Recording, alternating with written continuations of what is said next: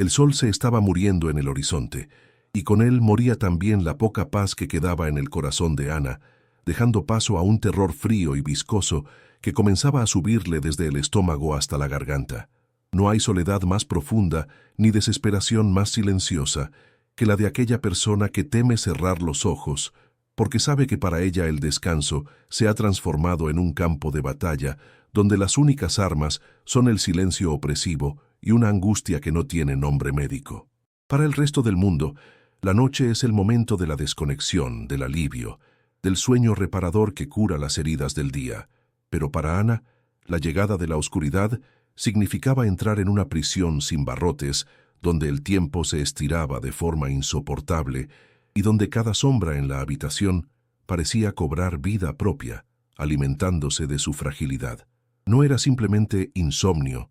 Esa palabra quedaba demasiado pequeña, demasiado clínica y aséptica para describir la sensación de que algo o alguien estaba acechando en los rincones oscuros de su habitación, esperando el momento exacto en que su conciencia bajara la guardia para oprimirle el pecho y robarle el aliento. Hacía meses que Ana no dormía más de 2 horas seguidas, meses en los que su rostro se había demacrado y sus ojos habían perdido el brillo, reemplazado por unas ojeras profundas que eran el mapa de su tormento nocturno, y aunque los médicos le hablaban de estrés, de ansiedad generalizada y le recetaban pastillas, que solo la dejaban aturdida pero no tranquila, ella sentía en lo más profundo de su espíritu que lo que enfrentaba no era solo químico, sino una prueba espiritual, una oscuridad que intentaba apagar su luz interior. Ana caminaba por la casa encendiendo luces que no necesitaba, revisando por tercera vez que la puerta de entrada estuviera cerrada con llave y comprobando las ventanas, no porque temiera a los ladrones de carne y hueso, sino porque sentía la necesidad irracional de sellar su hogar contra una presencia invisible que, paradójicamente, ella sentía que ya estaba dentro. El sonido del reloj en la pared se volvía ensordecedor a medida que el ruido de la calle disminuía. Cada tic-tac era un recordatorio de que la hora de ir a la cama se acercaba inexorablemente, como una sentencia que no podía evitarse. Se preparó una infusión con manos temblorosas, el vapor subiendo hacia su rostro cansado, y mientras sostenía la taza caliente, sus ojos se posaron en una pequeña imagen de la Virgen de Guadalupe que tenía sobre la mesa del comedor, una estampa vieja y desgastada por el tiempo que había pertenecido a su abuela. La miró con una mezcla de súplica y reproche, preguntándose por qué, si había rezado tantas veces, las noches seguían siendo tan aterradoras, por qué el cielo parecía guardar un silencio tan hermético, mientras ella se deshacía en lágrimas mudas sobre la almohada.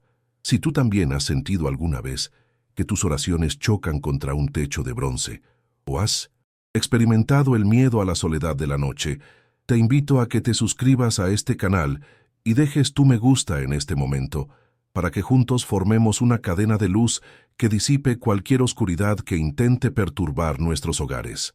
La rutina de Ana antes de dormir se había convertido en un ritual de supervivencia, donde cada acción estaba cargada de un miedo anticipatorio que le erizaba la piel. Se lavaba los dientes mirando el espejo de reojo, evitando sostener su propia mirada por demasiado tiempo, temerosa de ver algo reflejado detrás de ella que no debería estar ahí, una sombra fugaz o un movimiento inexplicable que su mente agotada pudiera fabricar o percibir. El agua fría en su rostro no lograba calmar el ardor de sus ojos cansados, y al entrar en su habitación, el aire parecía cambiar de temperatura, volviéndose más denso, más pesado, como si el cuarto hubiera estado conteniendo la respiración esperándola. Se sentó al borde de la cama, ese mueble que debería ser un refugio, y que ahora le parecía una balsa a la deriva en un océano de negrura, y sintió cómo su corazón comenzaba a latir con fuerza, golpeando sus costillas con un ritmo desbocado que le impedía cualquier intento de relajación. La medicina estaba en la mesita de noche, el frasco pequeño y naranja que prometía un sueño artificial, pero esa noche Ana sintió una resistencia interna a tomarla, una voz muy tenue en su interior que le decía que doparse no era la solución, que lo que necesitaba no era apagar su cerebro, sino encender su alma. Buscar una protección que ninguna sustancia química podía ofrecer. El miedo de Ana no era infantil, no era el temor a los monstruos debajo de la cama que tienen los niños, sino un terror existencial y adulto, el miedo a la vulnerabilidad absoluta, a perder el control, a ser tragada por una tristeza y una desesperación que parecían materializarse en cuanto apagaba la lámpara. Era la sensación de estar espiritualmente expuesta a la intemperie, sin techo ni muros que protegieran su alma de los vientos helados de la duda y la opresión. Se acostó finalmente, dejando la lámpara de la mesita encendida, incapaz de sumergirse voluntariamente en la oscuridad total, y se cubrió con las sábanas hasta la barbilla, como si la tela pudiera servir de escudo contra lo invisible. Cerró los ojos, pero su mente se encendió como un motor sobrecalentado, proyectando imágenes de sus fracasos, de sus pérdidas, de sus miedos más profundos, un carrusel de angustia que giraba cada vez más rápido. El silencio de la casa era absoluto, pero en los oídos de Ana resonaban zumbidos, susurros indescifrables que la hacían abrir los ojos de golpe, escudriñando las sombras que proyectaban los muebles, convencida de que algo se había movido cerca del armario. Era una tortura psicológica lenta, un desgaste gota a gota que la estaba llevando al límite de sus fuerzas, y en ese estado de alerta máxima, la fe parecía algo lejano, un recuerdo de tiempos mejores cuando podía dormir con la confianza de una niña. Sin embargo, en medio de esa tormenta mental, Ana sabía que no estaba sola en el mundo físico, que millones de personas compartían ese mismo cielo oscuro bajo el cual ella temblaba. Me gustaría saber desde qué rincón del mundo nos estás acompañando en esta vigilia. Escribe en los comentarios tu ciudad o tu país, para que Ana y todos los que se sienten como ella sepan que la noche cubre a todos, pero la oración nos une sin importar la distancia. La soledad se siente menos pesada cuando sabemos que hay otros corazones latiendo y buscando la misma paz al otro lado de la pantalla. Pasaron las horas y la lámpara seguía encendida, proyectando una luz amarillenta que cansaba la vista. Pero Ana no se atrevía a pulsar el interruptor. El reloj marcó la 1, luego las 2 de la madrugada, y el cansancio físico comenzó a luchar contra el miedo, haciendo que sus párpados se cerraran por pura extenuación, cayendo en microsueños de los que despertaba, sobresaltada, con la sensación de caer al vacío o de que alguien había gritado su nombre justo al lado de su oído.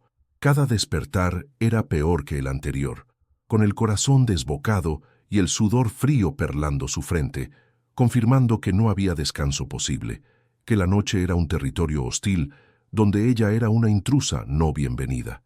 Fue entonces, cerca de las 3 de la madrugada, esa hora que la tradición popular y el miedo colectivo han bautizado como la hora muerta o la hora de la oscuridad, cuando la bombilla de su lámpara parpadeó una vez, 2 veces, y con un chasquido seco que resonó como un disparo en el silencio de la habitación, se fundió, dejando a Ana sumida en la oscuridad total que tanto había intentado evitar. El pánico la paralizó instantáneamente. No fue un miedo racional, fue un instinto primario de supervivencia que le gritaba que no se moviera, que ni siquiera respirara demasiado fuerte. La oscuridad no estaba vacía, estaba densa, cargada, como si el aire se hubiera convertido en agua profunda, y ella estuviera en el fondo, sintiendo la presión en los tímpanos y en el pecho. Sus ojos, abiertos de par en par, trataban desesperadamente de adaptarse, de encontrar algún contorno familiar, pero la negrura era absoluta, y en esa ausencia de luz, su mente comenzó a jugarle la peor de las pasadas. Empezó a sentir que la temperatura descendía bruscamente, un frío que no venía de la ventana cerrada, sino que parecía emanar del centro de la habitación, un frío que calaba los huesos y hacía doler las articulaciones. Ana quiso estirar la mano para buscar su teléfono, para buscar cualquier fuente de luz, pero sus brazos no respondían. Estaban pesados, como si estuvieran hechos de plomo, clavados al colchón por una fuerza invisible que la mantenía postrada. La opresión en el pecho se hizo insoportable, como si alguien se hubiera sentado sobre ella, impidiéndole llenar los pulmones de aire, y la sensación de una presencia maligna, de algo que se alimentaba de su miedo y su dolor, se hizo tan real que casi podía sentir un aliento gélido cerca de su rostro. No podía gritar, su voz se había quedado atrapada en su garganta, ahogada por un nudo de terror puro. Las lágrimas comenzaron a rodar por sus sienes, calientes y silenciosas, la única señal de vida en un cuerpo que parecía haberse convertido en piedra. En ese momento de parálisis, donde la ciencia no tenía explicaciones y la lógica se desmoronaba, Ana comprendió que estaba librando una batalla espiritual en la frontera entre la vigilia y el sueño, y que sus fuerzas humanas se habían agotado por completo.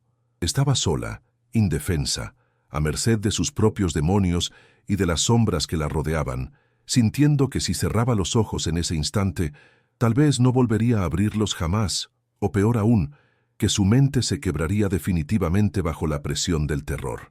Fue en ese abismo de desesperación, cuando ya no le quedaba ni voz ni fuerza para luchar, que un recuerdo se abrió, paso a través de la niebla del pánico, no un pensamiento elaborado, sino una imagen, la estampa desgastada de la Virgen de Guadalupe que había visto en la cocina horas antes.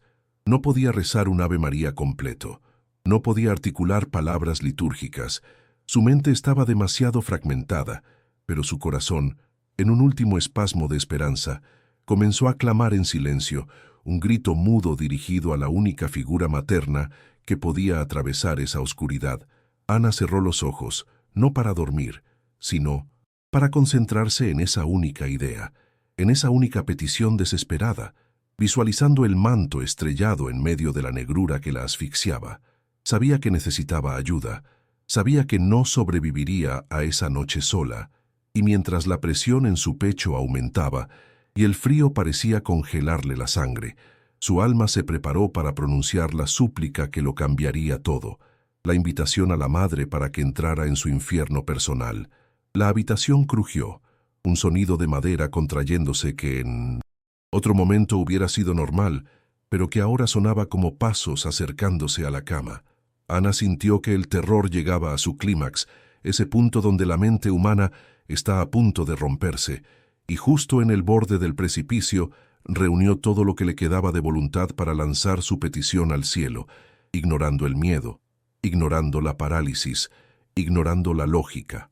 Todo dependía de ese instante, de esa conexión invisible que estaba a punto de intentar establecer, una línea de vida lanzada hacia lo divino desde el pozo más profundo de la angustia humana. La oscuridad parecía vibrar, expectante, como si dos fuerzas estuvieran a punto de colisionar en el silencio de ese cuarto.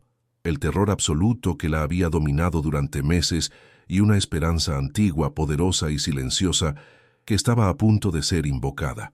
En ese instante de colapso inminente, donde la razón ya había abandonado el campo de batalla y solo quedaba el instinto espiritual más puro y desesperado, Ana dejó de luchar contra la parálisis física para concentrar toda su energía remanente en una sola frase, un pensamiento que necesitaba convertirse en un escudo impenetrable.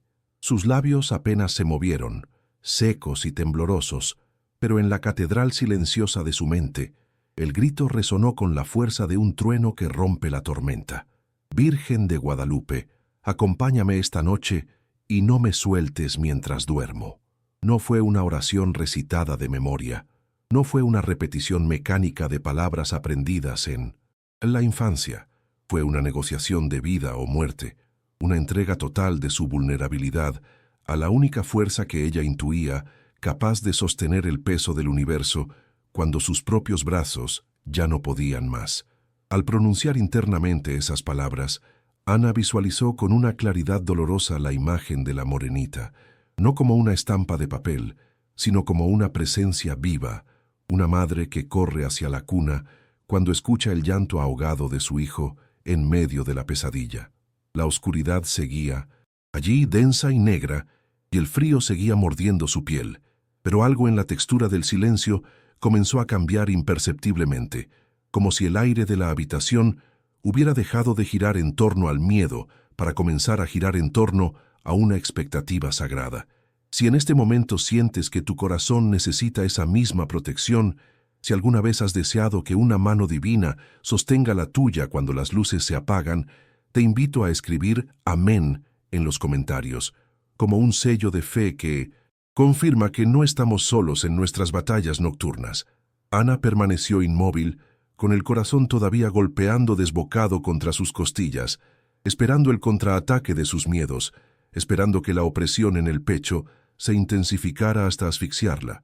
Pero lo que sucedió a continuación no fue un estruendo ni una aparición espectacular, sino algo mucho más desconcertante y poderoso por su sutileza.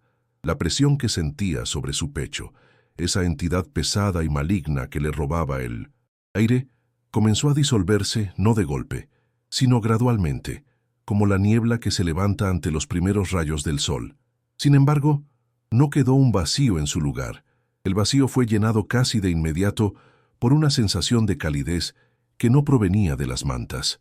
Una temperatura suave y reconfortante que empezó a irradiar desde el centro de su esternón hacia sus extremidades, descongelando la sangre que el terror había helado en sus venas. Era un calor maternal, envolvente, una atmósfera que recordaba al abrazo seguro que disipa el llanto de un niño, y con ese calor llegó un aroma imposible, un olor que desafiaba toda lógica dentro de una habitación cerrada y viciada por la angustia. Un sutil, pero inconfundible perfume a rosas frescas, a tierra mojada y flores de Castilla, como si un jardín invisible hubiera florecido repentinamente a los pies de su cama. Ana, aún con los ojos cerrados por miedo a romper el hechizo, sintió que las lágrimas cambiaban de naturaleza.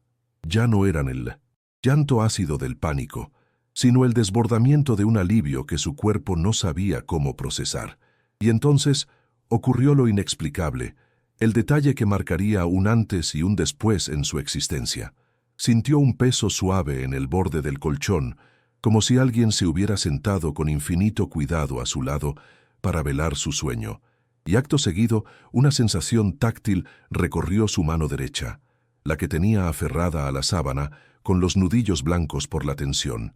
Sintió, con una realidad física innegable, que otra mano se posaba sobre la suya, una mano cálida, firme y de una suavidad sobrenatural, que cubría sus dedos temblorosos y deshacía suavemente el puño cerrado por el miedo.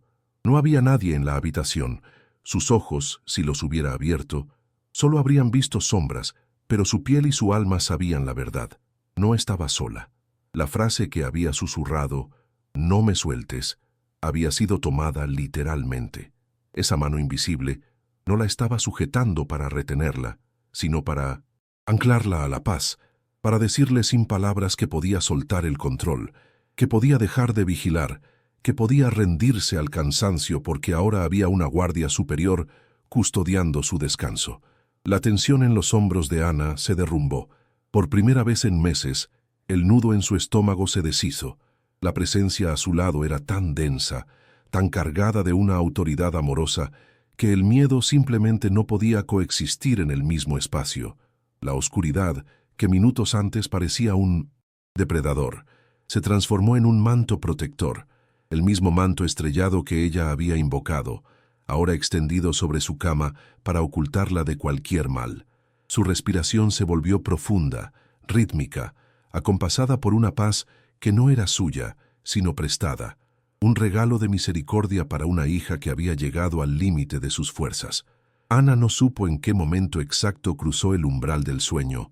No hubo esa transición angustiosa y vigilante de otras noches. Simplemente, sintiendo el calor de esa mano sobre la suya y envuelta en el aroma a rosas, se dejó caer en un abismo de terciopelo, un sueño profundo, sin imágenes, sin pesadillas, un descanso absoluto, donde el tiempo y el dolor dejaron de existir. La noche siguió su curso fuera de la habitación. El mundo siguió girando con sus ruidos y sus tragedias, pero dentro de esas cuatro paredes, el tiempo parecía haberse detenido en un paréntesis de gracia. No hubo sobresaltos a las 4 de la mañana, no hubo parálisis del sueño, no hubo sombras acechando desde el armario. Ana durmió con la quietud de quien ha sido devuelto a la seguridad del vientre materno, protegida por una promesa cumplida. Fue un sueño reparador, de esos que sanan no solo el cansancio de los músculos, sino las grietas del alma. Un sueño que reconstruye lo que el estrés y el miedo han derribado ladrillo a ladrillo. Cuando la conciencia de Ana comenzó a emerger de esa profundidad, no fue por un grito ni por una alarma estridente, sino por la caricia tibia de la luz natural que se filtraba por las rendijas de la persiana. Abrió los ojos lentamente, esperando encontrar el techo gris y opresivo de siempre, esperando sentir la resaca del miedo nocturno, pero se encontró con una claridad dorada que bañaba la habitación.